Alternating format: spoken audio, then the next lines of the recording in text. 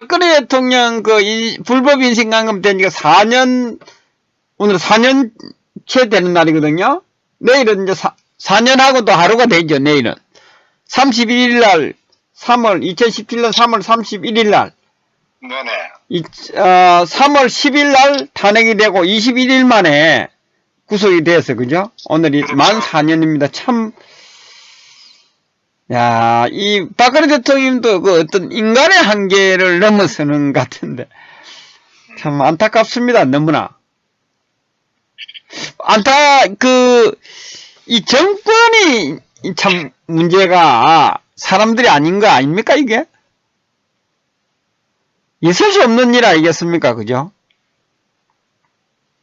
저는 뭐 정치적 환경, 이게 사실은요, 정상적으로 여당과 야당이 소위 이제 보수나 진보가 어느 정도 균형을 잡았으면은 아마 이런 상황이 이렇게 오래 가지 않았을 거예요. 가장 이제 문제가 그 탄핵을 시킨 세력의 주동 세력이 좌파가 아니고 소위 그 우파의 가면을 쓴 그런 정치 세력들이 탄핵을 주동했기 때문에 아마 저는 그렇기 때문에 이 우파 쪽의 동력이 떨어져 버리니까 속수무책으로 좌파에 당하고 있다. 저는 그렇게 봐요.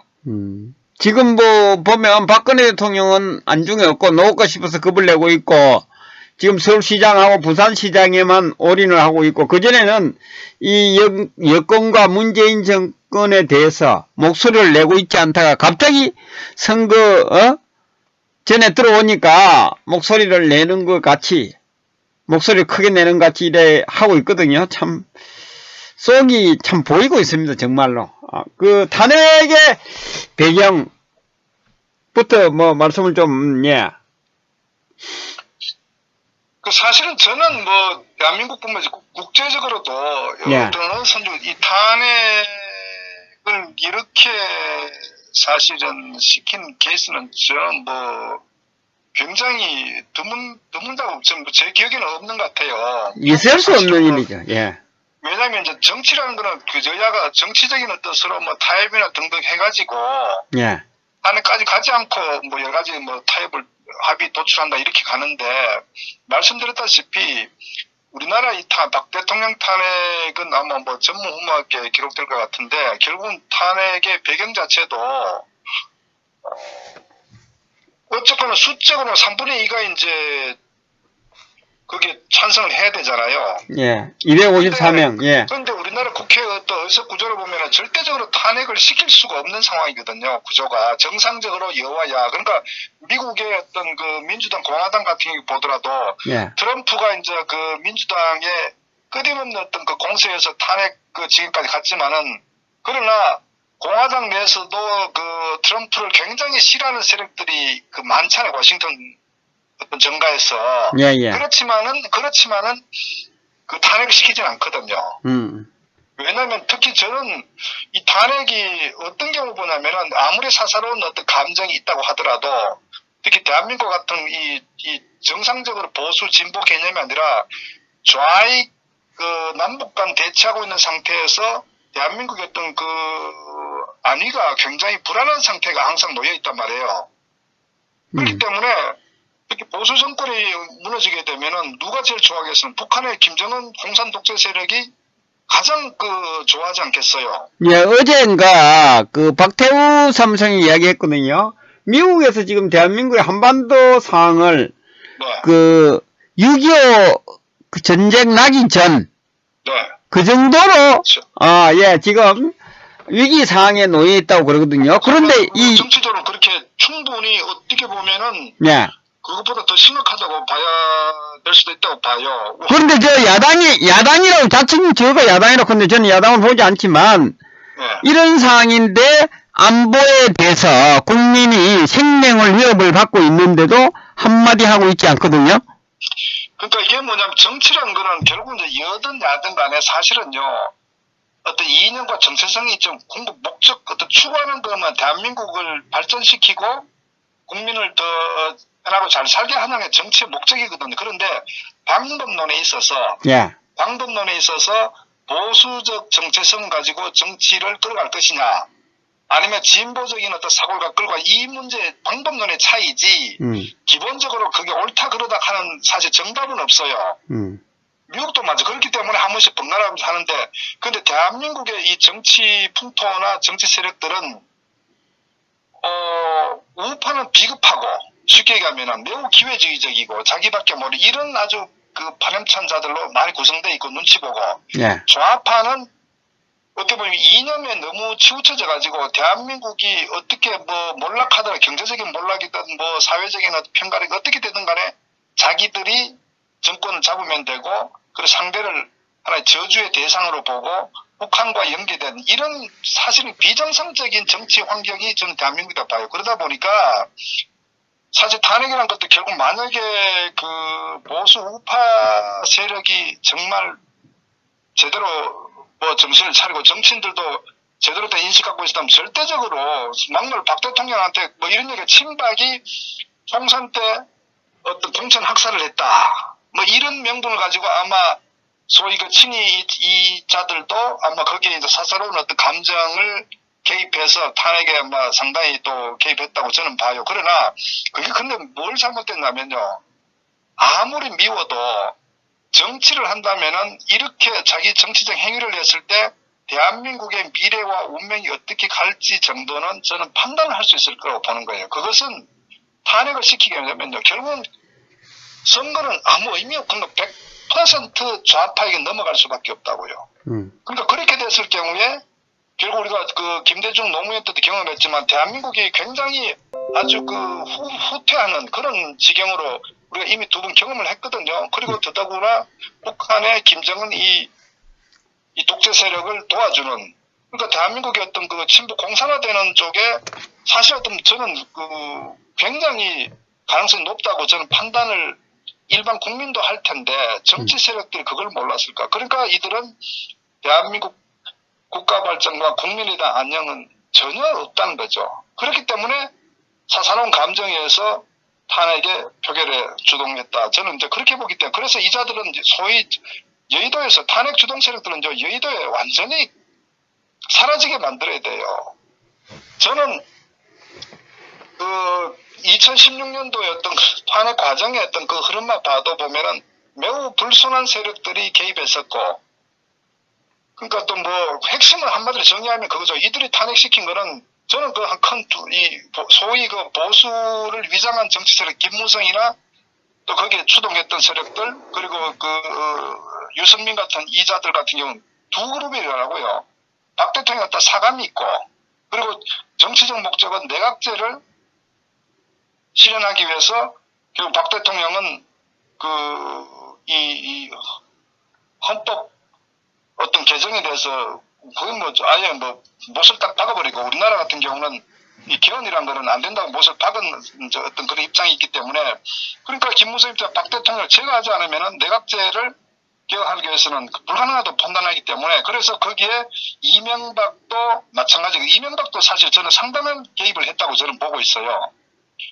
왜냐하면 이명박 같은 경우도 뭐 아시다시피 이 당내 경선 때부터 박 대통령하고 상당히 어떤 라이벌 관계였었고, 또 이제 대선 과정에서도 뭐 그렇고, 대선 후에도 사실 이명박이 어떤 정책에 대해서 박 대통령하고도 상당히 이제 어떤 그 갈등적 구조가 있었거든요. 그러니까 친박이 사실 굉장히 갈등이 심했죠. 뭐 여당보다 더 심할 정도. 그러니까 그건 뭐 또 그런 뭐 서운함이 있을 수 있어. 그러나 그런 문제와 이게 탄핵이 한나라 그 대통령 탄핵이 되게 되면 대한민국이 송두리째 무너진다는 거는 다른 얘기거든요. 그래서 저는 결국 이제 이명박이도 그 퇴임 후에 어떤 권력의 자기 영향력을 지속하기 위해서 전 내각제를 상당히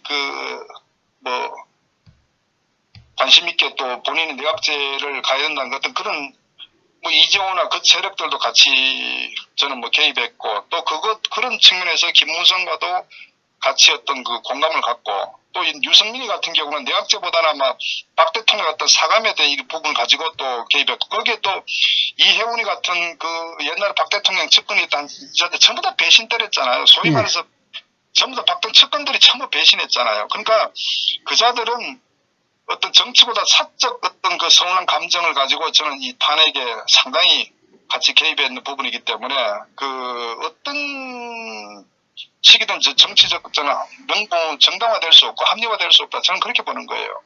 그래서 뭐 거기에 또 언론 같은 경우도 홍석현이 같은 경우도 뭐 호남을 기반으로 하는 일종의 이제 언론 재벌 아닙니까? 예. 또 정치에 또 상당히 또 욕심이 많은 자 아닙니까? 예.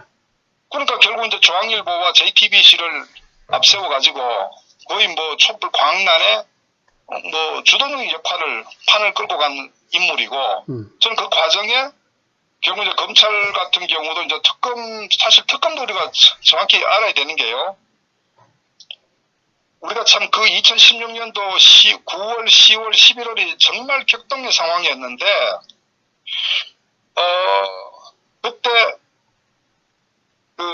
이제 이런, 이 찌라시 언론에 의해서 이제 수없이 많은 어떤 마녀사냥을 당했는데 그 상황에 결국 특검을 여야가 합의하게 된 과정이 이른다고요.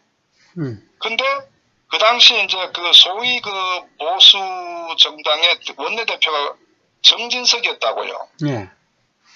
근데 이게 뭐가 잘못됐냐면은 박 대통령 입장에서는 깨끗하기 때문에 특검과 물론 관계없단 말이에요. 오히려 그걸 털고 갈 수도 있기 때문이면 정말 올바른 특검이 제대로 이제 그 결정이 됐었으면은 오히려 뭐 언론의 찌라시 같은 것들을 사실 바로 잡을 수 있는 오히려 좀 기회라고 판단했기 때문에 저는 박 대통령도 그런 측면에서 특검 오케이 저는 그렇게 판단했다 봐요. 그런데 문제는 특검을 하려면 그러면 특검을 제대로 된 특검을 이제 합의 결정을 해야 될 거 아닙니까?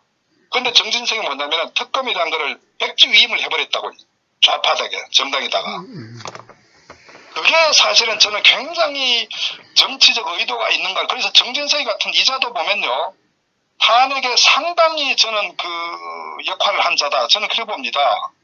왜냐면은 특검은 좌우가 어떤 정말 중립적 인물을 가지고 어떤 수사를 제대로 할 인물이 해야 되는데 그러니까 이 정진석 원내대표가 특검을 더불어민주당한테 백지위임 해버리니까 그들은 어떻게 합니까? 얼마나 이제 정말 어떤 물을 맞는 고기처럼 그러니까 거기에 특검 박영수를 하니까 일방적으로 그러니까 호남 인물의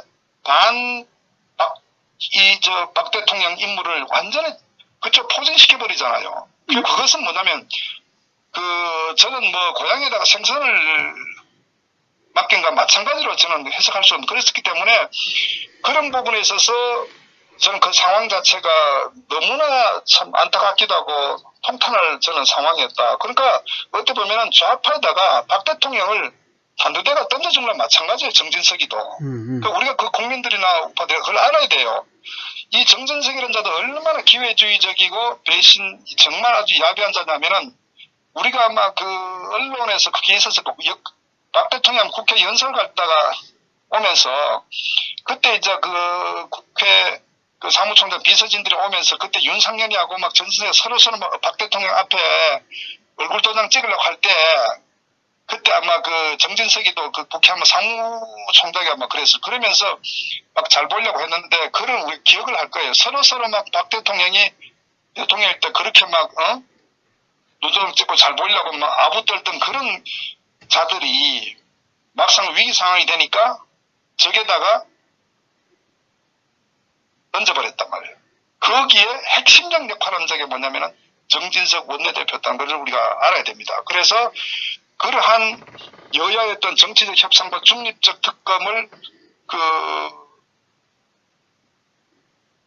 추천해서 최종 결정이 돼야 되는데 그런 과정이 없이 저는 완전히 그 좌파에 넘겼다는 자체가 첫 단추가 잘못 끼었고 그 결과 박영수가 임명이 되고 박영수도 결국 완전히 아마 박영수도 특검하면 좌파의 그 박지원이나 그 좌파 이 더불어민주당 그 정치 세력들하고 상당히 깊은 교감 속에서 왜냐하면 누굴 특검을 내세워가지고 박 대통령을 쳐내는 게 가장 유리하냐 이 관점에서 이 좌파들은 완전히 거기에 기획적으로 정치적으로 접근했단 말이에요.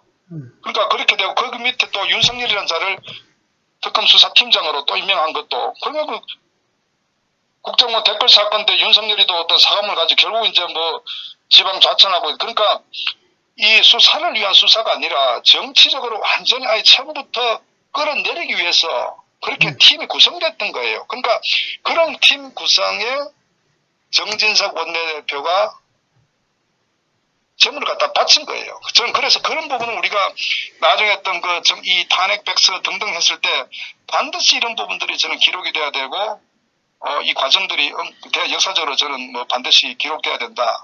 여기에 가담한 자들이 목적과 배경과 그 과정들이. 그래서 그 탄핵은 정치적 의도도 있었고, 뭐 이런 또 이 당내에서 이 기회주의 세력들 또 그 당시에 또 왜 그랬냐면은 결국 이제 이원집 정부전환 내각제를 하기 위해서 방기문 사무총장을 그 허수아비로 앉혀가지고 세력이 없으니까 충청권의 자기들이 세력을 등에 업고 다시 권력을 유지하려고 이런 정치적 목적에서 자기들이 결국은 뭐 너무 쉽게 넘어가 버린 상황인데, 그런데 저는 제가 또 친박을 또 비판할 수 없는 게 왜냐, 소위 그 친박이라는 자들이 말이에요. 그러면 대통령이 그런 지경에 빠졌을 때 정말 그 비상하게 어떻게 대처해야 될 거냐 하는데 전부 다 보면은 이정현도 적어도 간첩이나 마찬가지로 저는 보는 거예요.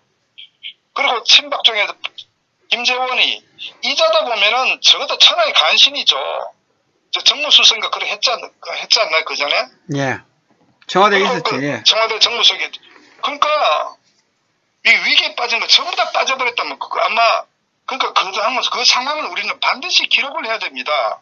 기록을 해가지고 이자들이 보인 행태에 대해서 반드시 저는 낱낱이 기록돼도, 왜냐하면 이 기록을 해야 후대에 저는 이런 비겁한 자들이 다시 생기지 않도록 반드시 저는 그 과정이 필요하다고 보고, 결국 이제 그런 과정에서 뭐 일방적으로 뭐 탄핵이라는 부분이 흘러갔고, 결국 이제 거기에 언론이 가담을 하고, 또 우리가 또 코멘트 해야 되는 게 조선일보도 그 당시에 우리가 인식해야 되는 게, 아마 그 6월부터 조선일보의 그 송주필인가 뭐 누구 주필인가 있을 거예요.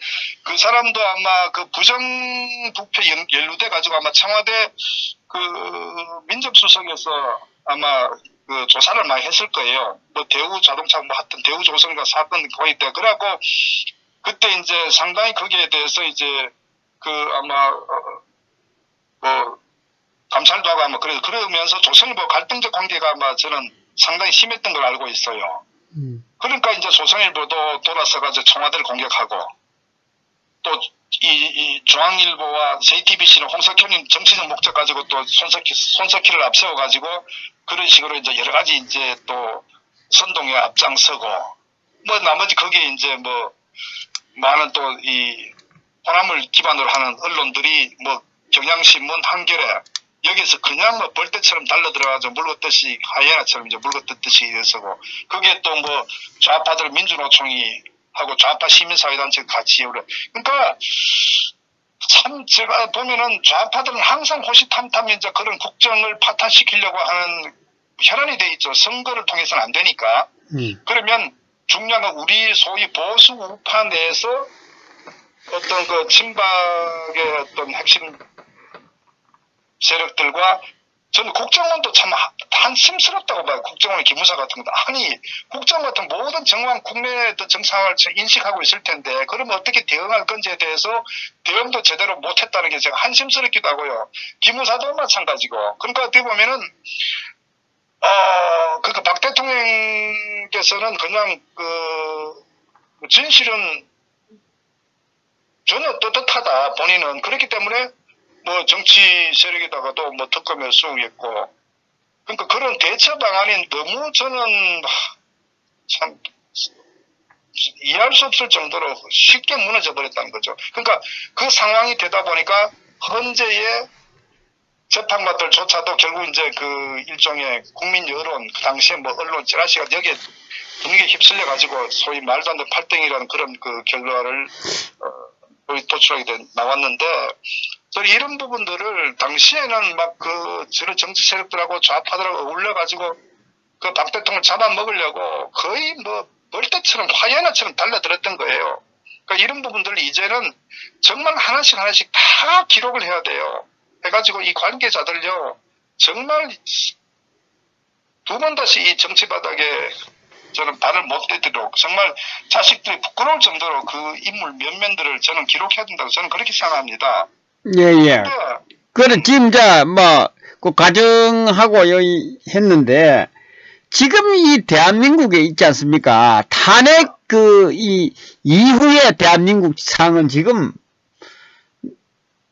어떤지, 그 부분에 대해서도, 저는 그렇게 봐요. 제가 기억하는 그 당시에 이제 박 대통령의 국정 사개 핵심 이슈가 뭐냐면, 국정 사개 네 가지가 이제 연금 개혁하고, 또 노동 개혁하고 국민연금과 같은 네 가지 법의 노조 있었는데, 왜냐면은 대한민국에 사실은 이미 이 80년대 후반부터 민주노총이 생기고 정교조가 생기면서요, 교육적으로 이념적으로 굉장히 사회가 이제 빨갛게 물들어가고, 또 민주노총이 생기면서 이 국내의 어떤 기업 환경이 급속도로 악화돼 갑니다. 급여가 너무나 이렇게 빠른 속도로 이제 기술력에 비해서 한국의 브랜드에 비해서 이게 너무나 빠른 속도로 이제 이 급여나 이런 부분이 상승하면서 경쟁력이 상실돼 가는 과정이 있다고요. 그러다 보니까 사실은 그게 한 20년, 30년 되고 좀 데모하면 민주화 잡상 이게 사회적으로 이미 심각한 상황이니까 그런 부분을 가장 핵심적인 저는 이명박 대통령이 집권할 때 그거를 확실히 잡아야 되는데 그걸 못하면서 결국은 이제 박 대통령 집권에 짐만 그냥 던져줘 버린. 그러니까 박 대통령의 어떤 국정 개혁에 있어서 상당히 쉽지 않았다고 그걸 보는 거예요. 그래서 그 과정들이 이제 지나가면서 어떻게 보면은 이제 정말 어려운 상황이었죠. 어려운 상황에 이제 박 대통령 그걸 이제 개혁한다는 거는 쉽지 않았고 결국 이 상황에 그대로 가면은 결국 대한민국이 점점 어려워지는 상황이니까 저는 이제 좌파들이 집권하게 되면은 대한민국이 점점 정말 이미 노무현 때 우리 경험을 했잖아요. 노무현 때 이미 대북 정책의 문제와 국내 경제 문제 또 부동산 문제가 거의 완전히 그러니까 노무현의 별명이 집권 말기에 경포대 아닙니까? 노무현이 경포대였다, 경포대. 경제를 포기한 대통령이 언론에서 노무현을 경포대라고 이렇게 헤드라인 뽑았다고요. 그만큼 이 좌파들이 이 집권했을 때 경제 몰락하는 이미 경험을 했거든요. 그리고 이제 대북 퍼주기에 대한 거는 김대중이나 노무현이 마찬가지로 그렇게 가버렸었고. 그러니까 좌파가 대한민국에 집권하게 되면 이미 대한민국은 뒷걸음칠 수밖에 없다는 걸 우리 경험. 잘 살 수가 없죠. 구조적으로 정치 방향 자체가 그들은 성장보다는 소위 분배라고 하는데 뭔가를 수익이 있어야 분배를 하죠. 그 세금만 올려가지고 소위 파퓰리즘으로 국민에게 뿌리는 지금도 코로나 마찬가지. 아니 박사님 분배는 사회주의 공산주의가 분배 아닙니까? 그러니까 걔들은 어쨌거나 이제 기본적으로 가진 자 뺏어가지고 가난한 자에게 나눠준다는 일종의 이제 그러니까 서로 하향 평준화죠. 어떤 사회주의 국가가 통치하면 국가가 모든 걸 개입하는. 그게 이제 사회주의의 기본 핵심 노선 아닙니까? 사회주의가 그거 아닙니까? 저끼리 다 해쳐먹부잖아요. 지금 이번에 보다시피 그러니까 저들은 아마 김정은이가 보더라도 이들은 수구 좌파로 인식할 것이고 그러니까 이것들은 좌파다 사회주의 선봉가 아닌 거야. 자기 자신만 잘 먹으면 되는 거야. 그러니까 얘들이 보면은 민주당에도 보면은 도덕적으로 보면 사실은 부산 서울 이번 보선 같은 경우도 이 사건 때문에 결국은 재보선 치르게 된 거 아닙니까? 그러니까 이들은 도덕적으로도 매우 타락되어 있는 상태고 그 다음에 경제적으로 보십시오. 저기 아마 조국도 그렇고 이인영부터 또 임종석이 저 자식들은 전부 다 외국에 다 보내가지고 불법 저지르고 이들은요 원래 정상적인 막시즘이라는 이 사회주의 추구하는 거하고 그것도 다르다고요.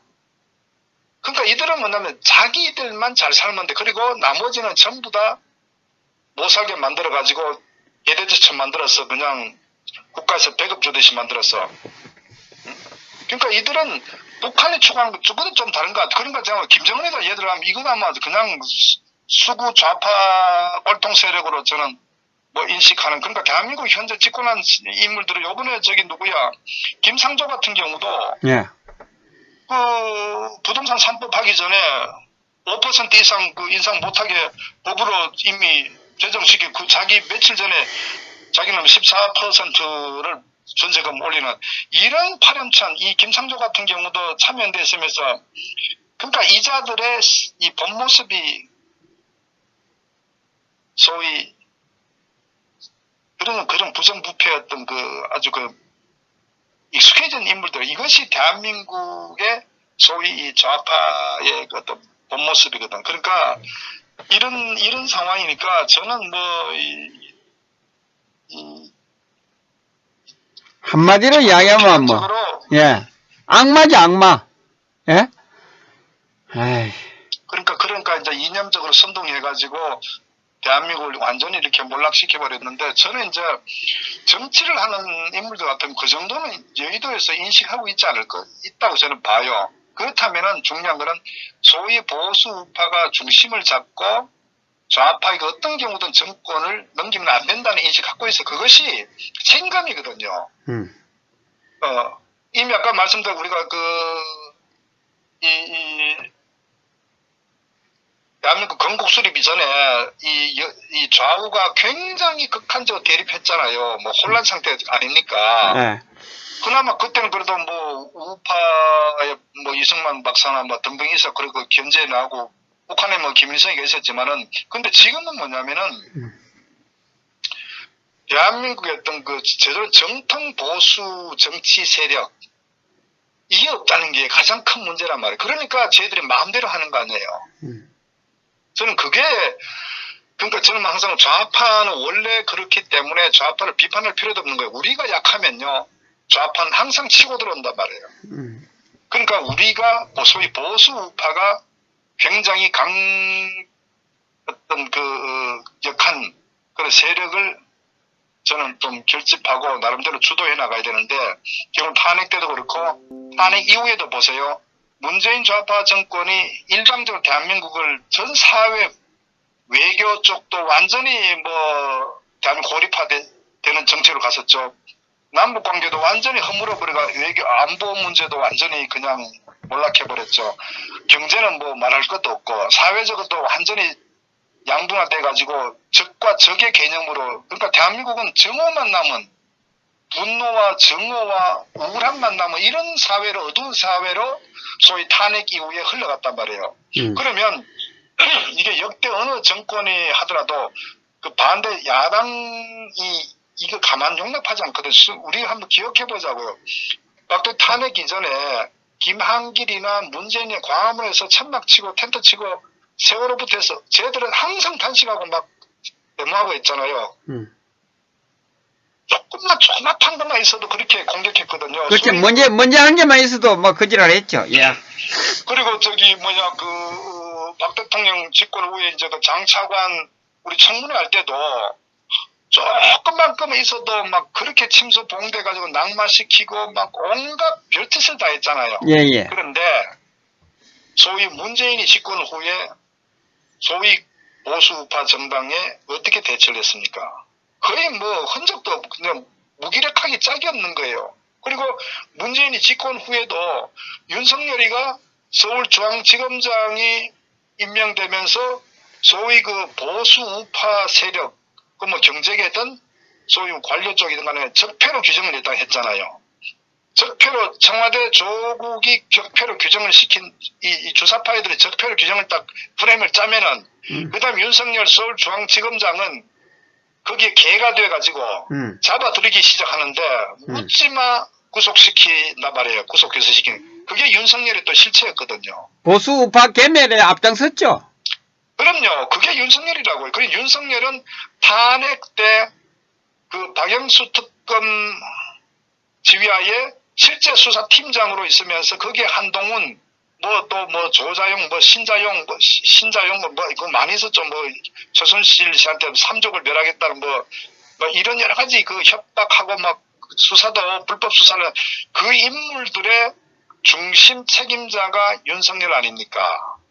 그러니까 결국은 탄핵의 법적으로 분위기를 제공한 자가 윤석열이었거든요. 그러니까 그 태블릿 PC 조작 사건도 반드시 밝혀야 될 건데 결국 거기에 윤석열이 중심인물이었다. 그러니까 그 어쩌거나 그 공로 1등 공신으로 문재인이가 윤석열을 4단계, 5단계 파격 승진해서 서울중앙지검장은 정치적인 어떤 수사하는 자리라면 거기에 중앙지검장에 임명을 했잖아요. 예. 그다음 그 후에 윤석열이는 수백 명의 이 보수파 이 관료 정치인들 그리고 기업 쪽의 관계자들을 전부 구속시키고 그 상황에 윤석열이 우리가 또 하나 알아야 되는 거 윤석열을 그 지지하는 물론 지지는 자유입니다. 그러나 윤석열의 실체를 우리가 알아야 되고 그자가 소위 문재인 집권 이후에 대한민국 몰락시키는데 어마어마한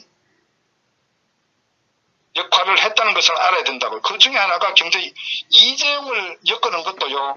윤석열은 삼성 해체에 가장 이자는 전면에 나선 자라고요.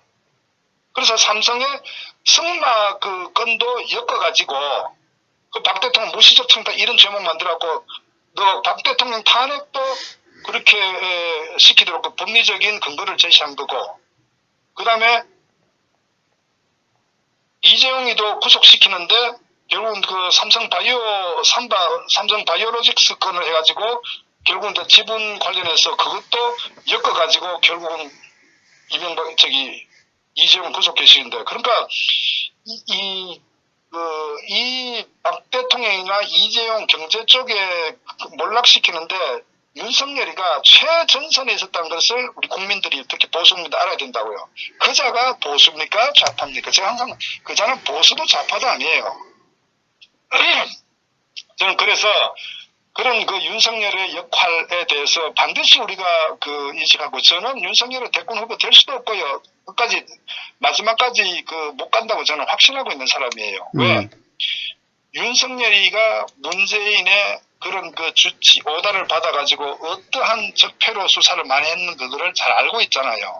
그리고 그 탄핵 시점부터 그 좌파들은 다 알고 있다고 혼이 꿰뚫고 있다고요. 그러니까 윤석열이 아킬레스가 약점을 갖고 있기 때문에 윤석열이는 문재인의 소나기를 절대 벗어날 수가 없어요. 그게 윤석열의 한계이면서 실체라는 걸 알아야 된다고요. 그러면 지금 이게 이쪽으로 온 게 위장 왔네, 위장? 사실은 뭐 어차피 정치에서 대통령이 당선되든 또 어떤 그 당선을 위해서는 수단 방법 안 가는 게 한국 정치 문화 아닙니까? 그러면 한마디로 참 제가 만약에 그 청와대 문재인의 어떤 그 전략가라고 하면요. 윤석열이는 사실 그래요. 좌파인지 우파인지 애매모호하단 말이에요. 왜?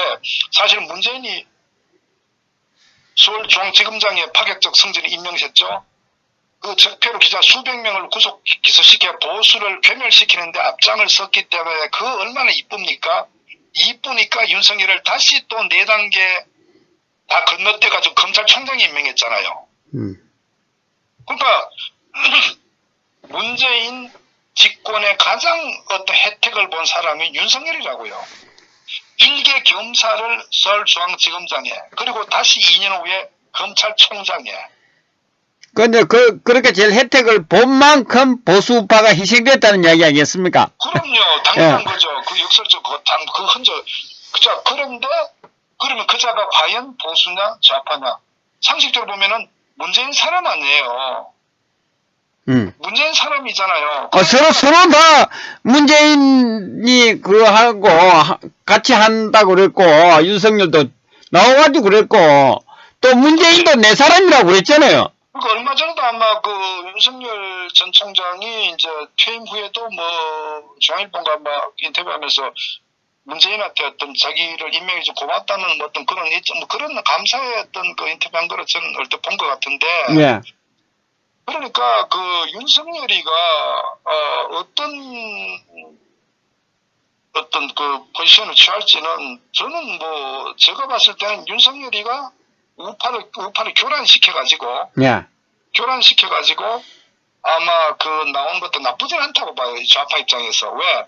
좌파도 지금 사실은 이제 실정 이번에 뭐 서울시장 보선이나 부산도 아마 저들이 아마 역부족일 거라고 현재까지는. 그런데 그 내년 아마 조금 마찬가지일 거예요. 그런데 오히려 윤석열이가 그 보수 쪽으로 흘러가는 쪽 한다면요, 저쪽에서는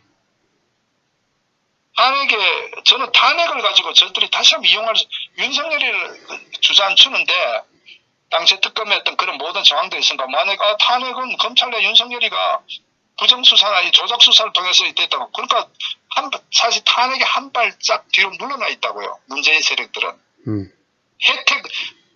문재인은 탄핵의 수혜자라고요. 탄핵의 주동 세력이 아니고. 그러니까 만약 제 같으면요, 윤석열이가 보수 후보로 대권에 만약에 경선 참여한다고 했을 때, 강력한 후보라고 했을 때, 박 대통령 어차피 석방 되지 않겠습니까? 사면 아마 오래 가지는 않을 것 같아요. 어쨌거나. 물론 저희들이 정치적으로 활용하지만, 그랬을 때, 예를 들어서, 박 대통령 나오면 박 대통령 분명히 탄핵에 대한 어떤 이 불법성에 대해서 밝히려고 뭐 본인도 지금까지 투쟁해 오신 것도 그런 측면 아니겠습니까? 그랬을 때, 이런 이 태블릿 사건 조작부터 해갖고 검찰에서 있다. 그거 윤석열이가 거기에 조작에 개입했다고 만약에 소위 좌파 쪽, 예를 들어서 이재명이가 그렇게 까고 들어왔을 때, 윤석열이 뭐라 그랬어? 그게 소위 보수 우파를 양분화시켜버리는, 이게 전략일 수도 있거든요. 그렇죠. 예. 지금 뭐 이제 제3지대 이야기 나오는 게 그거 아닙니까? 보수 우파들을, 예? 세토막으로 분열시키겠다는 거 아닙니까, 결국? 예. 그러니까 제가 뭐 더불어민주당 전략가 같으면은 일단 윤석열이를 풀어주고, 박 대통령도 사면시켜주고, 그래서 박 대통령한테 힘을 실어주면서, 예. 당신은 억울하게 탄핵됐으니까 이 무죄에 대한 부분이 탄핵에 대해서, 아마 일정 부분 언론 해갖고 보면, 그때 탄핵이 이게 막 전부 다 지금 검찰 재판 과정에서도 전 무죄로 전부 다 모든 게 다 드러났잖아요, 이미. 그런데 국정농단의 실체도 없잖아. 국정농단의 핵심이 뭡니까? 국정농단의 핵심은 최서원 씨가 개입됐는데, 최서원 씨가 박 대통령과의 어떤 그런 경제 공동체의 핵심적인 뭐냐면은 태블릿의 모든 자료가 최서원도 넘어갔기 때문에 그걸 매개로 해서 국정농단 뭐 등등 나오고, 그런데 그게 전부 다 그 조작이었다. 이렇게 되게 되면은, 이건 누가 조작시켰어? 그럼 이거 과거 2016년대 언론 전부 찌라시 전부 거짓이었고, 법원에서 1심 2심 전부 다 보면은 뭐 뇌물죄는 전부 다 아니다. 이렇게 가버리면 탄핵이 억울했네. 그럼 그건 누가 했어? 윤석열도 그렇게 한 거 아니야. 이렇게 만약에 좌파 쪽에서 치고 나오면 어떻게 될까요? 끝장나는 거죠. 그러니까 그냥 다시 또 이거 보수파 이 새끼들은 정말 비겁한 놈들이네. 저걸 한 방에 또 보내본 다시 자기들도 기회를 얻을 수 있는 기회 아닌가. 그렇죠. 국민들의 신뢰를 잃죠, 또. 그런 사람을 지지하니까. 그러니까 중도 세력들은 또, 이놈들 보니까 정말 윤석열이 죽일 놈이네. 이렇게 나라가. 이렇게 또 갈 가능성, 제 같으면은 윤석열이 그렇게 아마 써먹을 것 같아요. 지금은 풀어놓고 관리하는 거죠, 관리하는 거를. 그러니까 결국에 마지막에 윤석열이가 대권 후보가 되면, 하나가 돼서, 그러면, 결국은, 윤석열은 보수도 아니잖아요. 좌파하고 저를 보는데, 좌파 후보 둘이가 나와서, 대통령 선거를 하게 되는 거 아니겠습니까? 결국 보수파 결명됐다, 그렇게 됐을 때도. 그러니까 윤석열의 함정에 빠지면 안 된다는 걸 제가 주장하는 거예요. 예. 그런데, 지금, 박사님 말씀하셨지 않습니까? 이렇게 이야기를 하는데도 보수파들이 탄핵 무효를 외치고, 박근혜 대통령이 억울하다 외치는 사람들이 윤석열을 빨고 있거든요? 최근에요? 이걸 어찌해야 됩니까? 이 사람들 수준은. 왜 그러냐면은. 예.